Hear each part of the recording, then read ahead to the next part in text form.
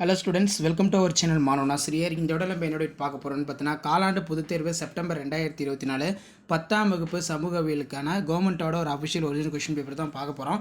So அது பார்க்கறதுக்கு முன்னாடி மாணவன் ஆசிரியர் யூடியூப் சேனல் சப்ஸ்கிரைப் பண்ணிக்கோங்க. கீழே இருக்கக்கூடிய பெல் ஐக்கானை ப்ரெஸ் பண்ணி ஆள்னு வச்சுக்கோங்க. ஸோ லாஸ்ட் மினிட் வந்து பார்த்தீங்கன்னா 10ஆம் வகுப்பு மாணவர்கள் உங்களுடைய social science common quarterly examination September 2024 prepare ஆகிறதுக்கு இந்த தமிழ் மீடியம் கொஷின் பேப்பர் ரொம்ப யூஸ்ஃபுல்லாக இருக்கும்.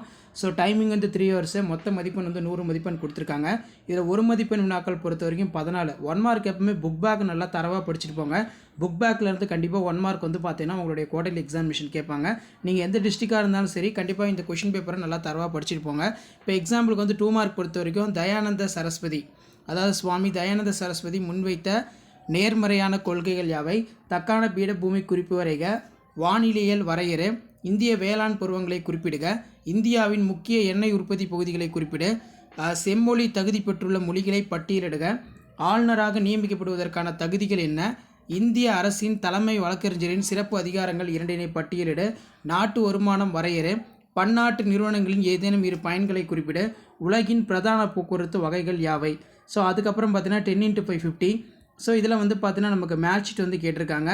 ஸோ அதுக்கு கீழே வந்து பார்த்தீங்கன்னா வேறுபடுத்துக, வானிலை மற்றும் கால்நிலை, புதுப்பிக்க இயலும் வளங்கள் மற்றும் புதுப்பிக்க இயலா வளங்கள், காரணம் கூறு, மழைநீர் சேகரிப்பு அவசியம், ஐக்கிய நாடுகள் சபையின் அமைப்பு செயல்பாடுகளை ஆய்வு செய்க, பிரம்ம ஞான இயக்கம் பற்றி அன்னிபெஸ்டின் பங்களிப்பு பற்றி ஒரு கட்டுரை வரைக்கும் ரொம்ப முக்கியம். அதே மாதிரி ஏதேனும் 2 இந்திய பல்நோக்கு திட்டங்கள் பற்றி எழுதுக, நகரமயமாக்கம் என்றால் என்ன, அதன் தாக்கங்களை விளக்குக, அடிப்படை உரிமைகளுக்கும் அரசு நெறிமுறைக்கும் கோட்பாடுகளுக்கு இடையே உள்ள வேறுபாடுகளை குறிப்பிட, ஆளுநருடைய சட்டமன்ற அதிகாரங்களை வரி, பொருளாதார வளர்ச்சிக்கு பொருளாதார முன்னேற்றத்திற்கு இடையே உள்ள வேறுபாடுகளை கூறு.